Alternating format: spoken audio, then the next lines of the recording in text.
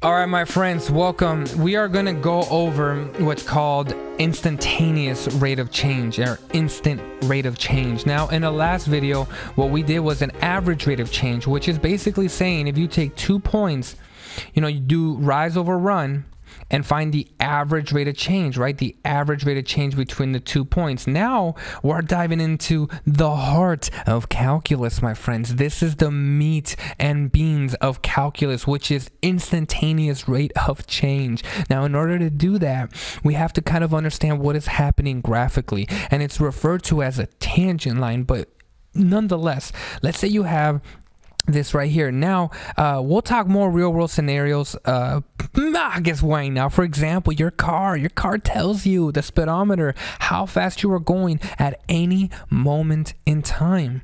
When you're driving, it tells you how fast. It's computing the derivative, and that's what we're trying to build towards. Can I find not my average rate of change, but the instant speed? But let's just ignore that. Let's just go ahead and look at this graph here. So I want to determine the instantaneous rate of change. Maybe I should say draw graph. Draw the instantaneous rate of change at x equals 0. Notice I'm not giving you 2 points. We're not trying to determine average. I want on the instant at one exact point. Well, if I will go to x equals 0, I already kind of put the dot here for us. Oops, hold on. Which is right over here, okay? Now, when we draw these instantaneous rates of change, when we draw our tangent line, that's what we call them, but our instantaneous rate of change and how that look like, it's going to look like this. It can only touch that one point, and it's this right here. Boom. I know I didn't draw it very well. It should only touch it once, right there at x equals 0. And you'll notice my instant rate of change at this exact location here has negative slope. Okay, it's decreasing, which makes sense, right? It's going downward. Well, let's take a look at x equals -5, which looks to be about right there. Okay, if I was to draw my instantaneous rate of change, it would be the line that cuts through that point just once. My instant slope there, which is this right here, is going to cross it. That's a terribly drawn graph, but it's going to cross it. There it is. This straight. Okay, what the heck? Let me just redraw that. All right. Boom, there it is. This instantaneous rate of change. And this has positive slope, okay?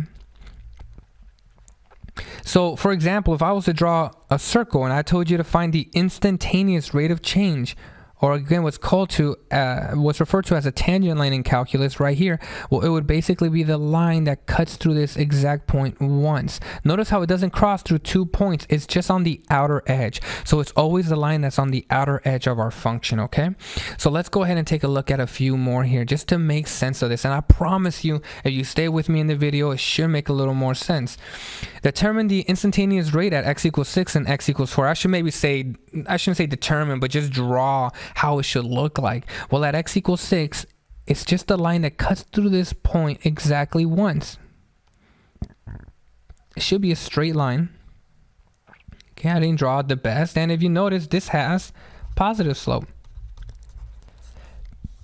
How about at x equals 4? Well, at x equals 4, right over here, it's the line that touches it on the outer boundary and just goes on. Okay, this has negative slope. All right, so that's how it looks like. So let's just get some more practice, and it's really just instantaneous rate of change, just with graphs and nothing else. Okay, let's look at this right here. Determine the instantaneous rate of change at x is equal to 6, x is equal to 4, and x is equal to 5. Well, at 6, once again, you just draw that kind of line. Well, is it positive or negative? Well, this is positive. Okay, so I'll just circle positive. At x equals 4,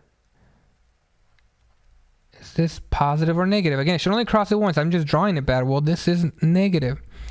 And at x equals 5, is it positive or negative? Right here, it looks like it's just this horizontal line. Okay, well, I'm not sure.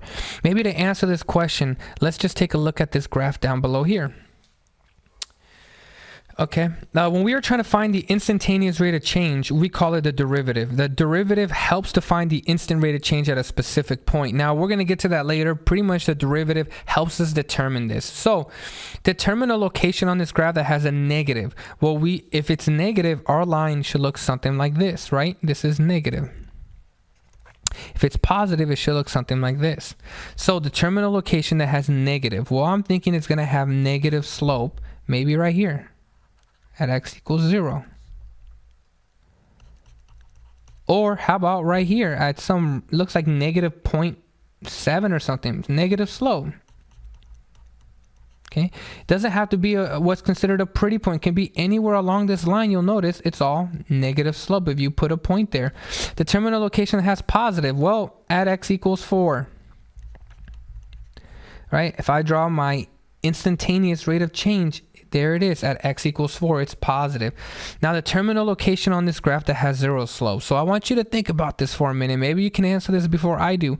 If on the left here, this was negative slope, and on the right here, it's positive slope, or where on this function would it have 0 slope? If from one side it's negative and the other is positive, there's got to be a point where you have 0 slope. Ah, my friends, it is right here. It's when this function turns around because it has a horizontal straight line there at x is equal to 2.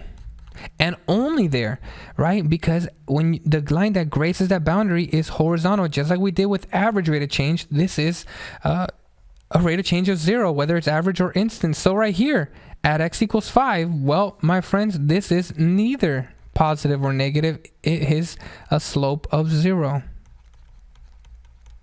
Oh, here's a good question to ask you. Is 0